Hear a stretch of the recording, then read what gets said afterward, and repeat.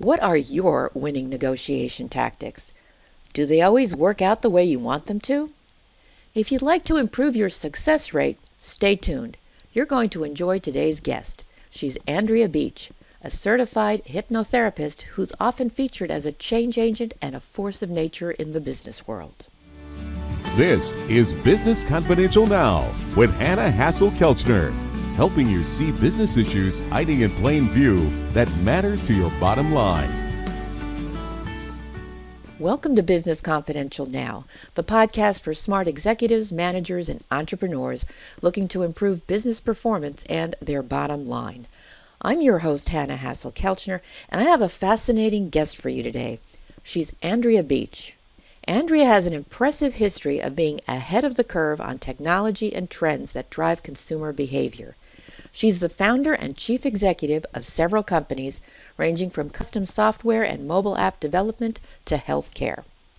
Besides being a certified hypnotherapist, Andrea has also spent decades studying the world's leading authorities in business leadership and communication, and is now focusing on helping others by sharing the strategies, methods, and proven tips that really work. I'm excited to learn more about winning negotiation strategies and tactics, so let's have her join us now. Welcome to Business Confidential Now, Andrea. Thank you so much for having me. I'm thrilled to be here. I feel like negotiating is one of those topics we just can never learn enough about. And I'm very interested in hearing your thoughts about winning negotiation tactics. When the parties don't know each other very well, but something important is on the line, they tend to be guarded, not wanting to show their hand too soon. What winning negotiating tactics do you have to help the other side open up?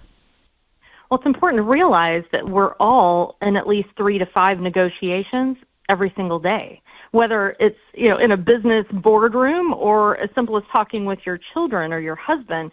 And the better set of skills you have for assessing that situation and then navigating the conversation to get to a successful outcome for both sides, the smoother life will be for everyone. So the first piece of advice I would give is, instead of approaching that person or that situation as an you versus them or us versus them type of scenario, I would encourage you to think of it as a you and them versus the problem. That way you'll be more mindful of a solution that satisfies all parties involved, and it creates a win-win that everybody walks away from feeling at least satisfied, if not happy. Okay, but maybe they're not being totally forthcoming about what it is that they want or what they're thinking. I don't want to call it a hidden agenda. That has kind of a nefarious sound to it. But they're just not opening up to you. Sure. How do you kind of break that logjam open a little bit and, be able to get to that win-win of us instead of you versus them? That's a great question. I would encourage questions, and the types of questions that come with a tone of curiosity. So instead of asking a direct and pointed question, saying something like, why did you do that, or what is that for, I would say, and what makes you say that? Or, and why might that be important? Or what is it about that would mean all the difference to you? Questions like that actually not only evoke an answer, but also the emotion behind the answer, and pay attention. Watch their facial expressions and watch their body language, and then listen, truly listen to what it is that they have to say. And if they haven't fully revealed, you say maybe their hidden agenda or something that they might be a little nervous or trepidatious to share openly, I would continue to kind of peel the layers back of that onion and say, interesting, tell me more about that. And just keep doing that until they give you something to latch onto that you can then, either explain a reason why maybe you can help or ask for further clarification about that particular piece. That sounds powerful, especially the continuing to ask questions and be curious. And you made a really valid point there before about the tone that's being used. That can make a huge difference. It makes all the difference. When somebody feels defensive, they will lock up even more. So the softer and the more inquisitive you can sound with almost that childlike wonder, or you think about a puppy with the big eyes and a little tilt to their head, the more you can have that type of energy when you're speaking with someone in order to get them to soften and open up, the better.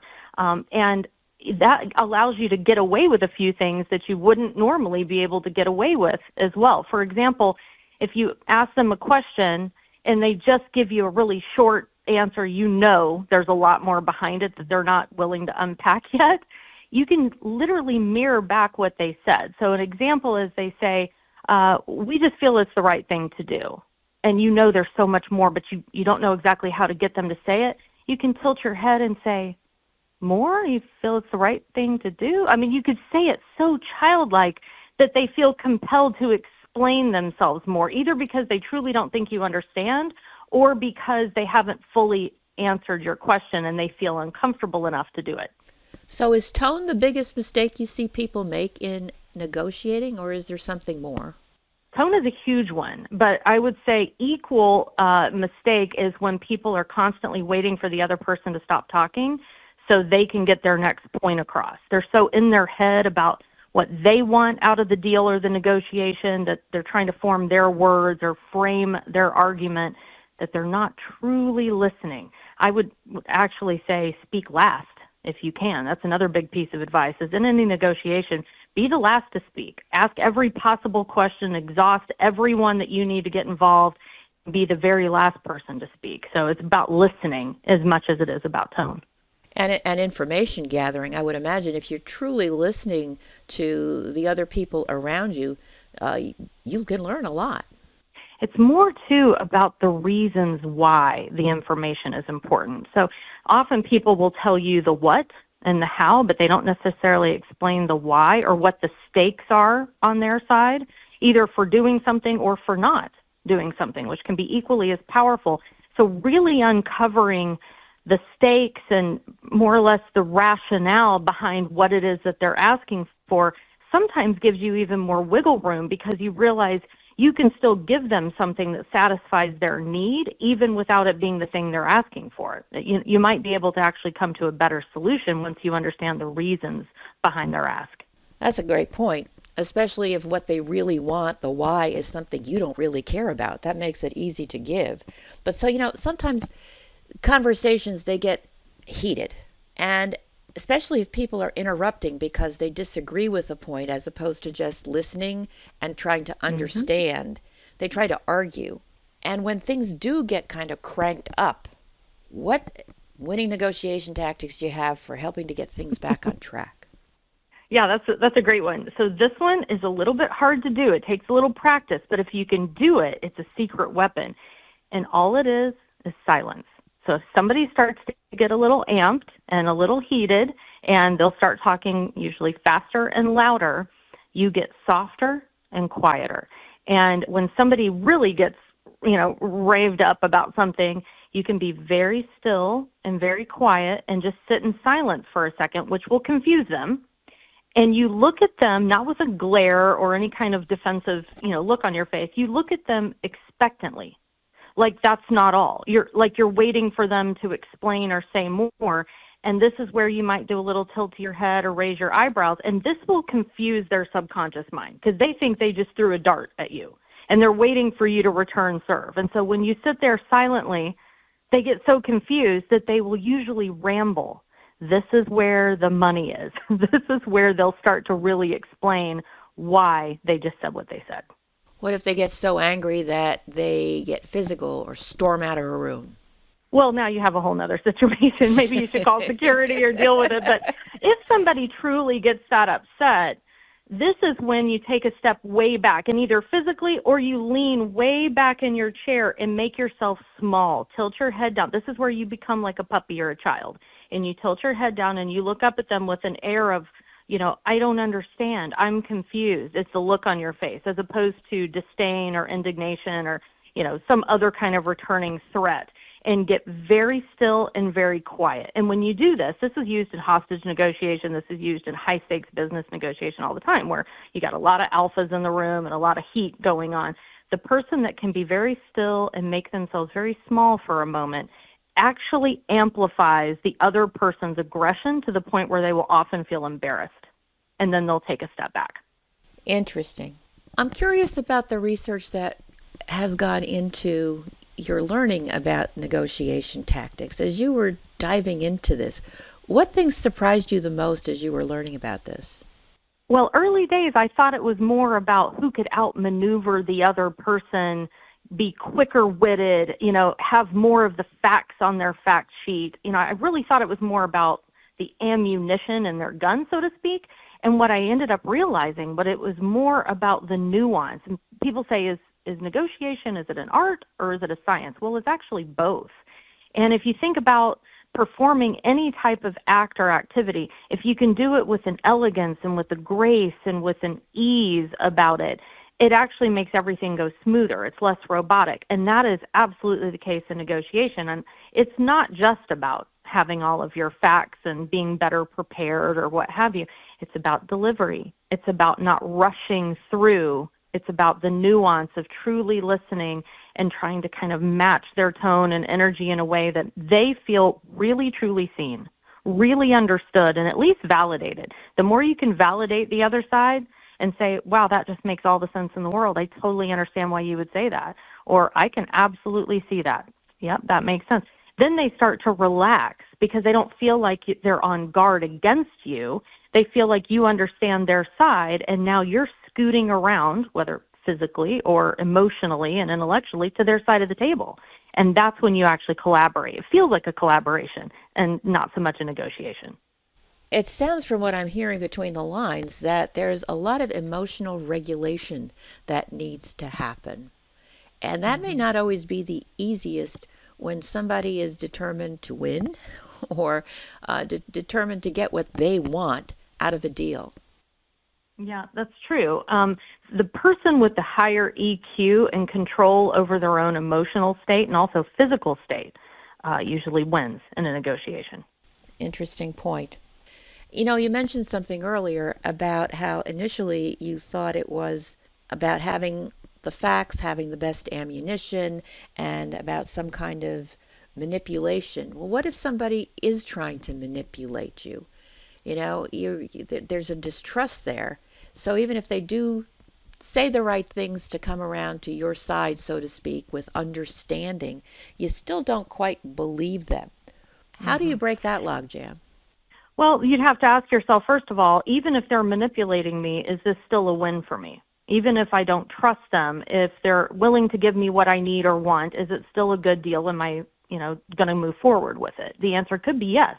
And especially in business, if it's something that your company needs or that you want to gain an advantage, and you say, note to self, I'm not going to trust this person, but we're still going to get that delivery that we needed on time. So that's one thing. But if you're in a situation to where you know in your gut that you feel like they're manipulating you, they're deceiving you somehow in all of this, and you really don't know how you're going to get out of it, but you still really need them to either deliver whatever it is that you're asking for, or there is a high-stakes effort involved, this is when I would encourage you to do a perspective shift.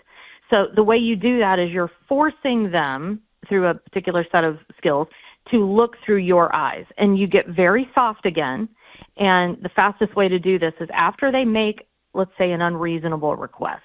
They tell you that they've got to have something for 30% less than you're willing to give it for, and it's got to be in 2 weeks. And you know that's not even possible. But you're trying to be careful. You don't want to blow the situation up. I would pause for a long time, longer than anybody feels comfortable, because nobody likes that pause, that silence. And then I would follow it with a really soft, curious tone phrase that says something like, John, how am I supposed to do that? Not, again, with indignation. But what you're doing is very softly saying, how can I do that for you? And you're not saying, well, how can I do that for you? Because that sounds like you're trying to be defensive. Instead, you're forcing John to think through your eyes and sit in your chair in your role for a minute. And if you say it with imploring eyes and a tone like you're really asking, you're looking for an answer with no sarcasm, it forces him to think through your perspective with empathy. And often he might soften up at that point, and then you start to collaborate again. Well, what if John says, I don't care, that's your problem, just do it?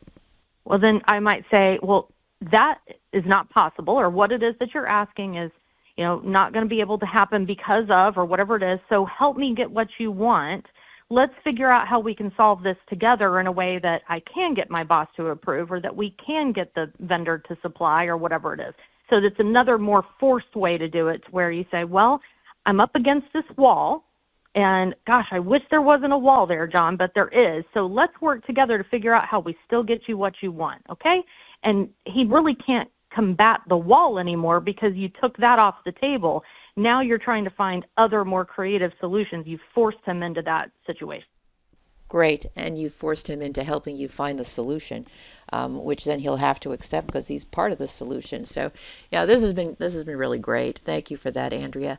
I'm wondering, for people who are not as skilled in negotiating, and we all have our strengths and our weaknesses, and maybe our hot button gets pushed easily, are there some ways that you could recommend they could practice where the stakes aren't high, where they could help build these skills and this muscle to listen better, to be quiet, to monitor their tone? What do you suggest? Yeah, that's actually a brilliant idea, is to start with low stakes. Start with the barista at your favorite coffee shop, or, start with your local cable guy when you're trying to get extra channels, or whatever it is, and employ some of these tactics that we've talked about, and doing the long pauses, the tone of, curiosity, the softness, using silence, not only to gather more information, but to diffuse a hot partner. And I would also be very careful when you're dealing with, say, children or a husband or somebody that you know well while you're practicing these skills. Beware of tit for tat. And what I mean by that is if somebody gives you something, like let's say you're at the barista, for example, and they say, here, I gave you an extra sugar. Well, now you kind of owe them. And so be careful of tit for tat, because now they have the leverage. So what I would recommend is always give something first. So if you're wanting something from your wife or something from your children, give them something first, low stakes.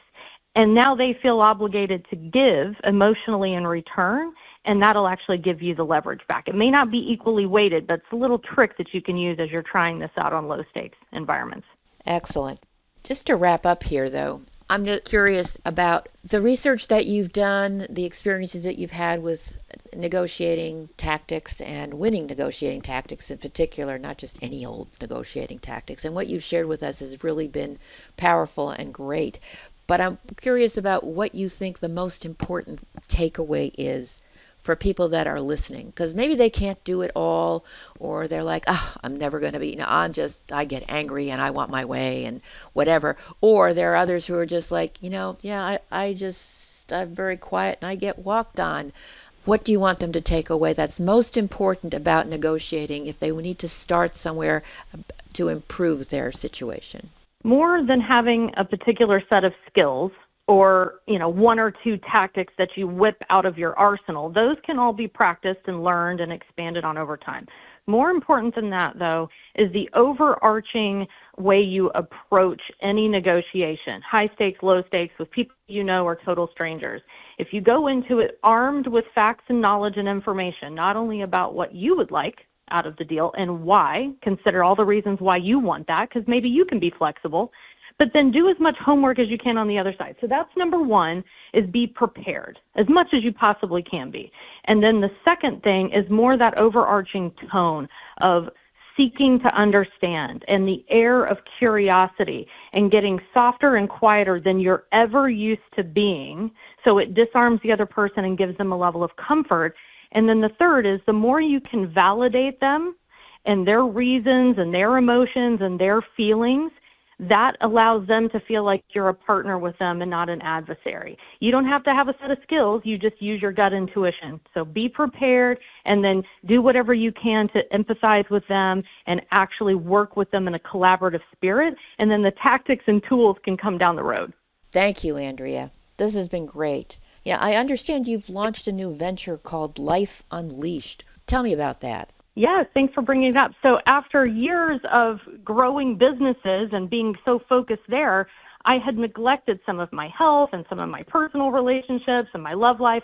And so I took all of my behavioral skills and decided to learn and really expand the success, I say with air quotes, into all the other areas of my life. And when I was able to do that consistently, I kept getting asked, well, how did you do that? How did you get there? How do you have such a great life?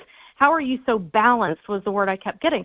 And so I decided to create Life Unleashed. And it's essentially an online academy, if you will, with cheat sheets and kind of the best strategies. And if you think of it like a greatest hits that gets you from where you are now to where you want to be, whether it's financial independence or business success or your love life or what have you. And it gets you there faster and with less bumps in the road than it took me. And now we just launched lovelifebreakthrough.com, which also is about how to level up your love life. So you should check that out as well. Andrea, those sound like wonderful programs, negotiating your lifestyle, if you will. So if you're listening and you'd like to know more about winning negotiating tactics, Life Unleashed, and Andrea Beach's other work, that information as well as a transcript of this interview can be found in the show notes at businessconfidentialradio.com. Thank you for listening. Be sure to tell your friends about the show and leave a positive review. We'll be back next week with another information-packed episode of Business Confidential Now. So until then, have a great day and an even better tomorrow.